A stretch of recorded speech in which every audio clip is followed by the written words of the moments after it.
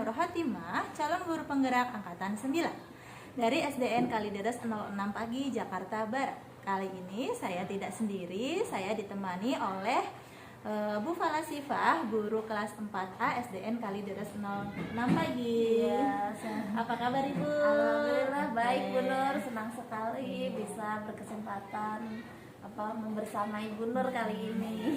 Oke, jadi di sini kita akan melakukan praobservasi ya Bu Fala. Jadi nanti ada 3 tahapan yang akan kita lakukan dalam kegiatan kali ini. Ada nanti yang sekarang kita lakukan adalah praobservasi, nanti yang kedua adalah observasi di kelas, dan yang ketiga nanti pasca observasinya kita ngobrol kembali sejauh mana pelaksanaan pembelajaran telah dilakukan. Nah, dalam kegiatan praobservasi ini kita akan sedikit berbincang tentang kenapa sih kita harus melakukan praobservasi ini untuk mempersiapkan persiapan dalam pembelajaran yang nantinya akan dilakukan. Nanti saya akan berkunjung ke kelas melakukan observasi di kelas Ibu ya. Mohon bimbingannya juga ya Bu Nur ya. Oke. Jadi hari ini kita akan tujuan apa sih Ibu yang ingin dicapai Ibu dalam pembelajaran nanti? Kalau misal nanti nih di kegiatan observasi pembelajaran, saya ingin melaksanakan praktik pembelajaran matematika, materinya itu di pola bilangan. Tapi mungkin mengukur capaian siswa pada saat ini. Nah, karena kemarin anak sudah tentang pola gambar, nah hari ini saya akan mulai menyusun tujuan pembelajaran ke pola bilangan, tapi masih menggunakan gambar. Jadi berarti anak bisa mengidentifikasi pola bilangan, baik itu pola membesar maupun mengecil gitu, sambil mengasah juga keterampilan kolaborasi dan komunikasi siswa di pembelajaran kali ini nantinya, karena memang itu yang dibutuhkan kelas saya. Oke, apakah ada kendala di kelas Ibu? Kenapa Ibu mengambil materi ini, kegiatan ini yang akan diangkat dalam sesi observasi kali ini? Iya, karena di pembelajaran pola bilangan ini sebelumnya saya mengalami ini anak lama sekali ya untuk paham gitu, untuk materi ini gitu. Jadi saya ingin masukkan atau ibaratnya coba dong dipantau di pembelajaran saya kali ini butuh masukan apa gitu di pola bilangan. Jadi anak itu belum memahami pola bilangan di pertemuan sebelumnya. Sebelumnya iya, jadi agak butuh lama. Apakah ibaratnya memang prasyaratnya yang belum terpenuhi atau memang anak belum berorientasi ke situ. Gitu. Kira-kira setelah dianalisis dari pembelajaran yang sebelumnya, apa yang menyebabkan anak ini kurang bisa memahami pola bilangan tersebut? Mungkin karena ini sih menurut saya gitu ya Bu, mungkin karena mereka itu memahaminya sebelumnya bahwa matematika itu yang penjumlahan, pengurangan, perkalian gitu. Sementara ini kayak mereka merasa ini apa, matematika kok isinya cuma berarti gambar tapi tidak menghitung gitu. Karena kan pembelajaran sebelumnya memang polanya itu cuma pola delta yang kayak misal gambarnya gambar selanjutnya itu apa gitu, jadi tidak ada hitungannya sama sekali. Mungkin anak hatinya belum ini dianggap sebagai hal baru ya buat anak ya. Kemudian juga saya kan inginnya anak itu punya keterampilan berkomunikasi, bisa presentasi dengan baik, karena kan nantinya yang namanya kemampuan presentasi itu akan digunakan di jenjang-jenjang berikutnya. Nah, saya kan di kelas 4 nih Bu Nur, yang dimana kelas-kelas sebelumnya itu kan kelas rendah, mungkin presentasi hanya sekedar maju ke depan untuk di situ, tapi karena saya guru kelas 4, saya mempunyai beban moral tersendiri untuk membentuk anak yang mahir dalam presentasi. Nah, sejauh ini juga mungkin kalau dibilang bisa, tapi sangat jauh dari ibaratnya dari 1 sampai 10 ya mereka 6 lah kemampuan presentasinya. Jadi itu adalah area pengembangan. Saya pengembangan yang ingin dicapai. Yang satu itu adalah terkait pengetahuannya tentang pola bilangan, dan yang kedua ini yang saya tangkap itu terkait keterampilan. Keterampilan saat dia presentasi. Seperti itu. Harapan Ibu seperti apa kira-kira ketika dia nanti memahami pola bilangan dan presentasinya itu seperti apa? Indikator keberhasilan Ibu dalam mencapai ini? Kalau misal pola bilangan sih ibarat anak antusias waktu mengikuti kegiatan pembelajaran, ibaratnya dia sudah tidak masang muka bingung dan bengong di saat pembelajaran berlangsung. Kemudian saat diskusi juga masing-masing misal peserta didik tuh aktif di dalam kegiatan kelompoknya, bersuara, dan hasil diskusi maupun hasil evaluasinya baik, itu sih tujuan semoga bisa tercapai gitu. Karena kan selama ini misal ada di kerja kelompok ya, nggak setiap kerja kelompok ya, tapi di pola bilangan ini misal ya di kelompok ada 5 anak, yang 3 anak aktif berdiskusi, yang 2 ini memang ikut nimbrung tapi dia seperti terbengong kayak ini diapain sih gitu. Nah saya inginnya misal yang sudah bisa pun dia di situ bisa ngajarin yang belum bisa, jadi diskusi di kelasnya bisa aktif gitu. Jadi harapannya ketercapaiannya itu ketika anak antusias mengikuti kegiatan dan tentu saja hasil belajarnya juga semoga baik, dan untuk presentasinya terasah percaya diri ya Bu ya. Jadi tampil di depan kelas. Bahasanya kemampuan komunikasinya jadi tercapai gitu. Jadi mahir nyusun kalimat, dia pede menyampaikan, suaranya juga lantang. Cuma ya tetap saja itu tidak bisa 1-2 kali, cuma kita harus optimis dan berusaha. Kira-kira ada strategi tidak Bu? Strategi yang ingin Ibu lakukan untuk mencapai tujuan tersebut, untuk agar anak antusias aktif dan diskusi dan anak percaya diri tadi saat tampil presentasi nanti, kira-kira strategi apa yang Ibu terapkan dalam pembelajaran gitu? Sebenarnya sih saya karena kemarin baru dapat masukan dari Pak Witana nih, katanya awali saja pembelajaran dengan pasang gambar yang tidak ada info apa-apa. Kemudian asah aja anak biar berhayal di situ. Jadi saya ingin coba menerapkan hal tersebut di kelas dengan media gambar yang bisa merangsang imajinasi siswa. Kemudian saya mau coba mungkin ya Bu Nur kalau misal boleh nih problem based learning gitu. Karena kan di problem based learning ada diskusinya dan ada presentasinya gitu.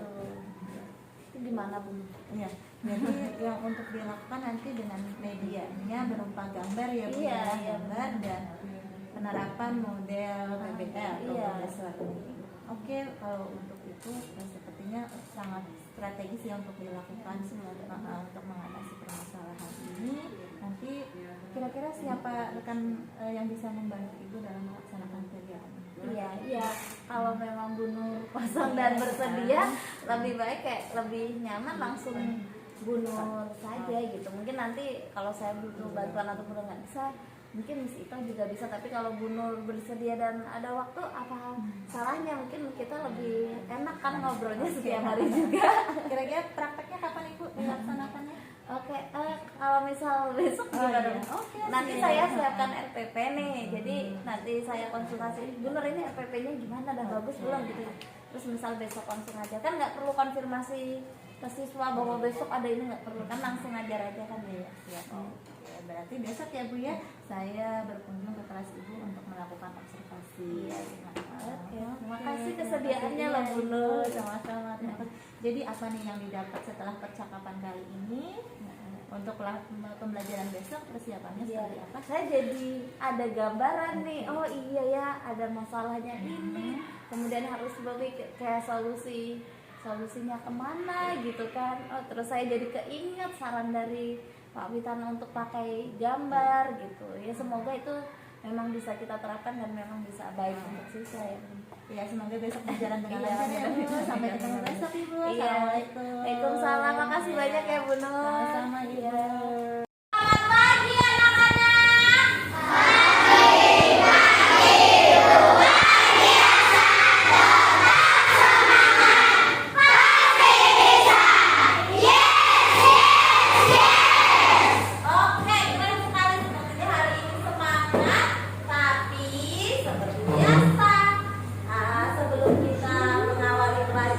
Sebelum kita belajar hari ini, apa yang harus kita lakukan pertama kali?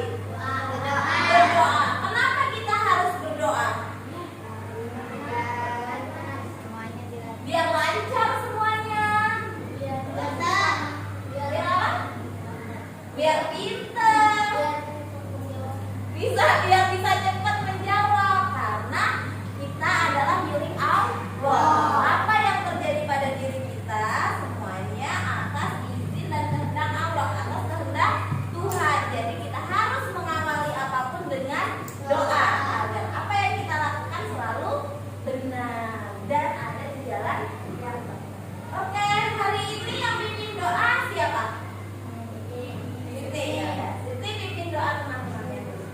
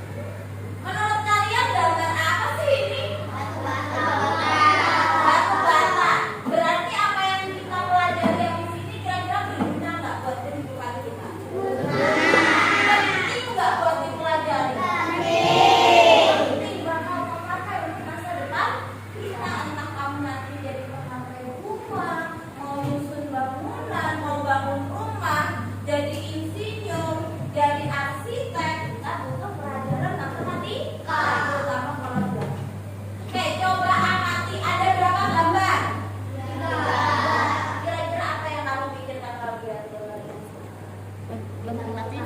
Cerita apa? Apa? Oh langsung, oh polanya bertambah kata Immanuel. Tentang bisa nggak? Bisa. Yang terjadi surah 14 bisa nggak? Bisa. Coba dipikirkan dulu. Ada 6 ke 10 ke 14. Kalau ke sana berarti kira-kira berapa ya? Kalau ke sebelah kanan kira-kira berapa ya? Yo, siapa mau coba? Siapa mau coba? Apa yang terjadi sebelum angka 6 dan apa yang terjadi setelah angka 14 kira-kira? Ya, kan bisa kenapa?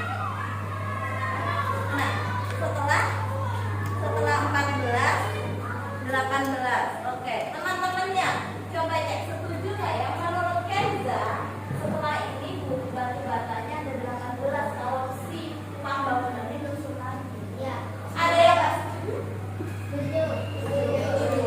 Tapi apa yang terjadi sebelum angka 2? Makanya jadi penasaran. Kenapa bisa terjadi 18? Apa yang amati? Ditambahkan dengan Oh, tadi kata Immanuel ditambah-tambah. Kalian cari tahu tambahnya berapa sih? Oh, tunggu. Kalian sudah 6 ke 10. Berarti tambahnya 4. Ya, 4 ke 10 ke 14 tambahnya 4. Berarti habis itu 14 tambah 4.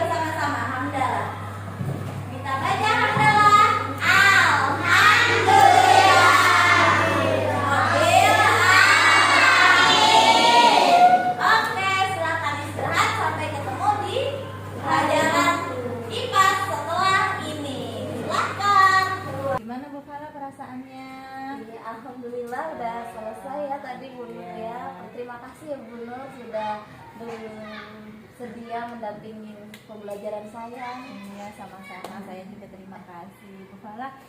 Sekarang kita mau melaksanakan sedikit wawancara terkait pasca observasi yang telah saya lakukan ya. Bagaimana perasaannya tadi setelah melakukan sesi pembelajaran hari ini? Saya lega, alhamdulillah sudah selesai. Meski ya masih sedikit merasa harusnya ada yang bisa lebih disempurnakan ini. Gitu. Apakah tahap-tahap pembelajaran yang tadi telah dilaksanakan sudah sesuai dengan apa yang Bu Falah susun dalam modul ajar atau bagaimana? Iya, kalau untuk tahapan pembelajaran, langkah-langkah pembelajaran itu memang saya rasa sudah cukup sesuai gitu. Cuma di kegiatan penutup itu tadi saya agak kagok sedikit Bu Nur, terus merasa aduh tadi pas bagian penjelasan atau di awal itu masih bisa dikembangkan lagi. Tapi ya balik lagi mengembangkan modul ajarnya gitu. Jadi Bu Falah tadi merasa ada beberapa kendala saat melakukan kegiatan pembelajaran. Iya, betul ya. Kira-kira kendala apa saja tadi, boleh dijelaskan secara lebih detail? Ya, kalau yang pertama bagian memberikan ini yang awal tuh ya, materi untuk mengkoordinasi siswa belajar. Itu kan saya hanya memberikan satu contoh tuh. Mungkin bagi beberapa siswa yang memang dia mampu menangkap dengan cepat, itu bisa mempermudah dia. Tapi bagi siswa yang mungkin lambat untuk memahami, saya kurang memfasilitasi mereka. Apalagi saya tidak coba untuk mengecek pengetahuan mereka dengan maju ke depan dengan contoh soal lain. Itu yang pertama. Jadi saat kegiatan orientasi masalah jadi Bu Falah itu hanya mencontohkan satu kasus saja pada kegiatan tersebut. Iya, dan nggak minta siswa untuk konflik apakah memang sudah paham atau belum, kan bisa dicoba di awal sebelum mereka bekerja kelompok gitu.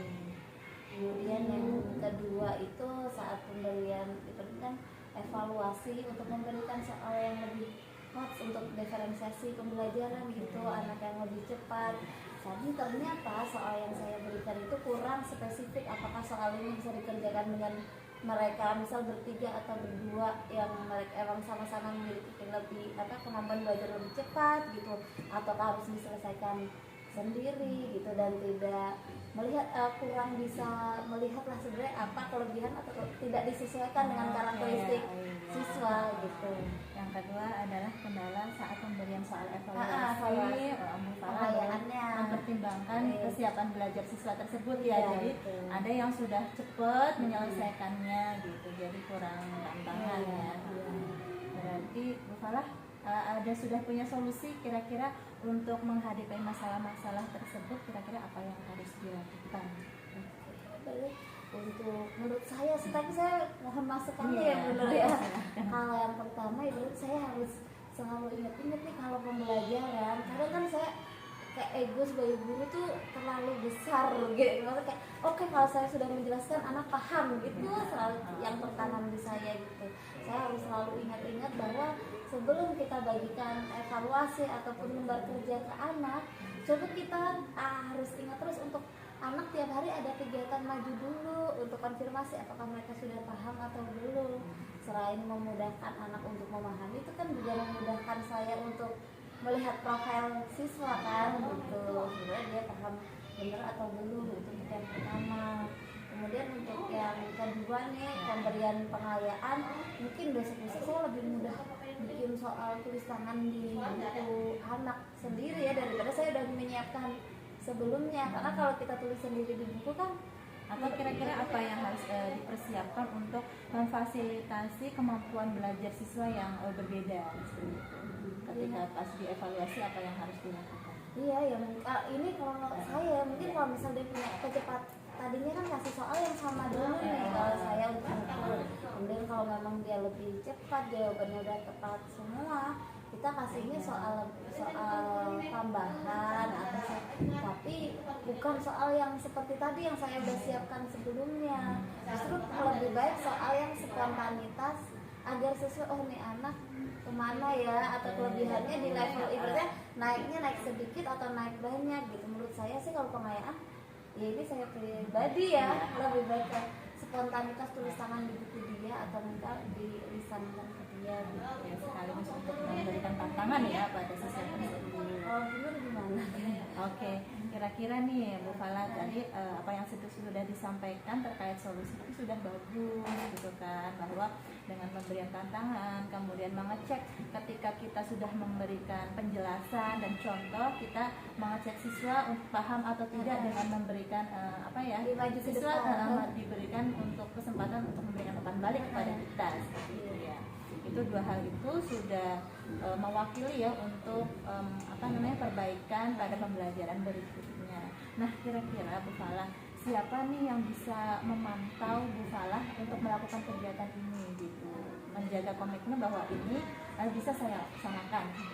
Ya tentu saja misalnya yang paling tepat sih menurut saya memang bapak kepala sekolah. Nah kalaupun misalnya kita tahu sendiri kepala sekolah dengan job desk yang sebanyak itu tidak mungkin sering-sering untuk pantau kita, sementara kita lebih sering dipantau justru lebih baik untuk kita.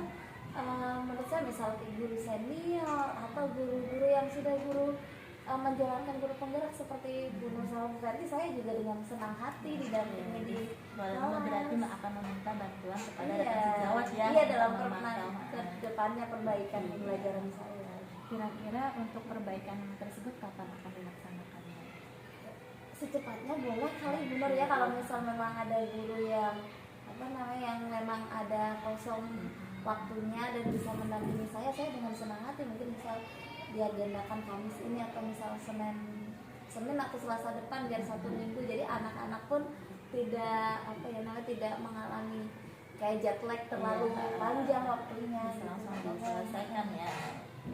Ya, terima kasih Bu Fala sudah bersedia menyempatkan waktu untuk Sama-sama Bu berbincang-bincang. Nur. Kita akan ketemu lagi ya nanti. Bu Fala boleh berkabar ke saya ketika Bu Fala sudah melakukan kegiatan tersebut, menjalankan solusi yang tadi kita temukan bersama-sama. Saya juga terima kasih Bu Nur, dengan adanya kegiatan ini saya jadi seperti bisa bercermin atas apa yang saya ajarkan selama ini. Kalau tidak ada kayak gini kan saya merasa sempurna aja, semuanya baik-baik saja gitu. Iya, oke, terima Iya, kasih sama-sama banyak ya Bu Nur, semoga Iya, sukses semakin selalu. maju ke depannya.